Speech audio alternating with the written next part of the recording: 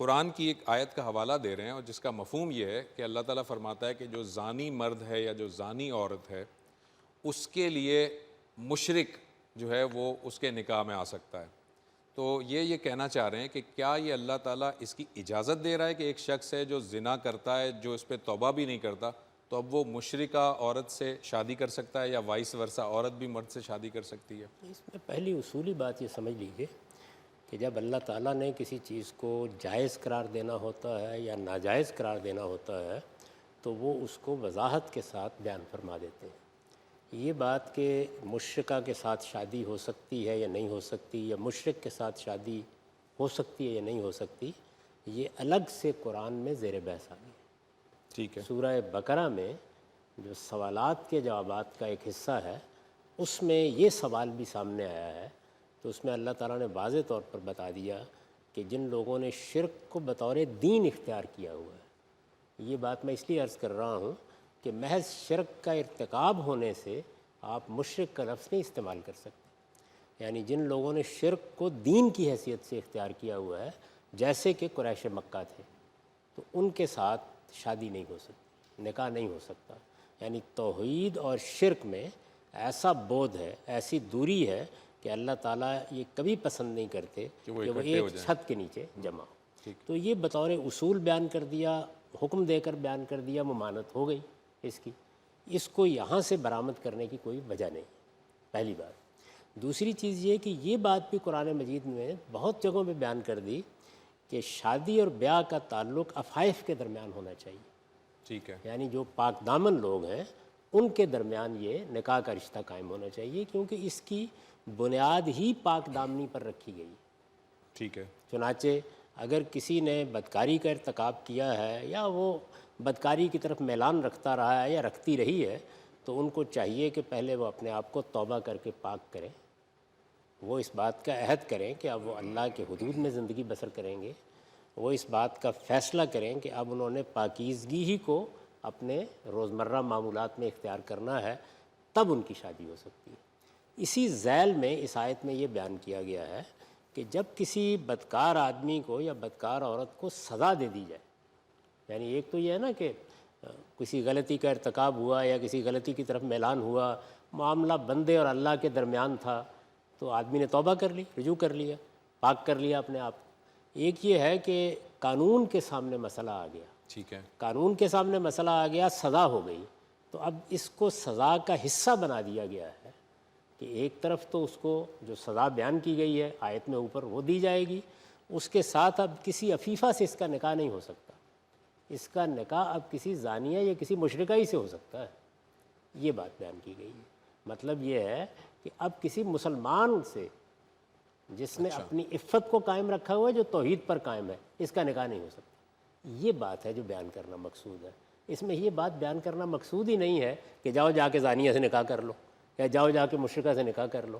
یہ کہنا مقصود ہی نہیں ہے. آیت کا مدعا یہ ہے کہ اب کسی مومنہ سے, کسی معاہدہ سے, کسی مومن سے, کسی معاہد سے اس کی شادی نہیں ہو سکتی, کسی عفیفہ سے اس کی شادی نہیں ہو سکتی. یہ بیان کرنا مقصود ہے. جاوید صاحب, جب ایک جرم ہوا اور اس جرم کی سزا دے دی گئی, تو وہ سزا دے دینے کے بعد پھر یہ کہہ دینا اس کا مطلب کہ وہ یہ سزا کا حصہ ہے. یہ سزا کا حصہ سزا کا حصہ ہے. جس طرح سے قذف کے جرم میں یہ سزا کا حصہ ہے کہ اس آدمی کو 100 کوڑے مارے جائیں گے, 80 کوڑے, یہاں 100 کوڑے ہیں وہاں 80 کوڑے مارے جائیں گے, اور اس کی اب شہادت کبھی قبول نہیں کی جائے گی. تو یہ سزا کا حصہ ہے. ٹھیک. 3 چیزیں ہیں جو بدکاری کی سزا میں شامل ہیں, وہ سزا کا حصہ ہیں.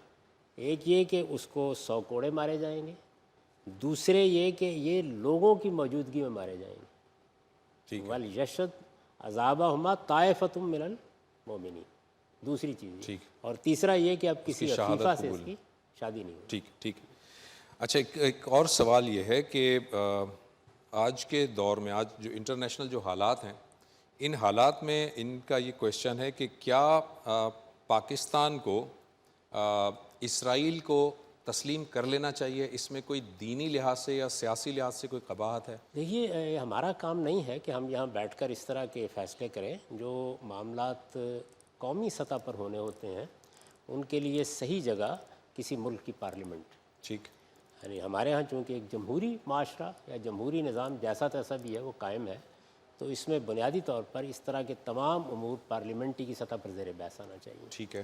جب آپ پارلیمنٹ میں کسی چیز پر بحث کرتے ہیں تو اس میں آپ سیاسی حالات کیا ہیں، ہم بحیثیت مسلمان کہاں کھڑے ہیں، بحیثیت پاکستانی کہاں کھڑے ہیں، اسرائیل کی اب نوعیت کیا بن گئی ہے، عرب ملکوں نے ان کے بارے میں کیا رویہ اختیار کر لیا ہے، ظاہر ہے یہ ساری چیزیں زیر بحث آئیں گی، ٹھیک۔ اور ان تمام چیزوں کا لحاظ کر کے آپ کی پارلیمنٹ بھی فیصلہ کر لے گی۔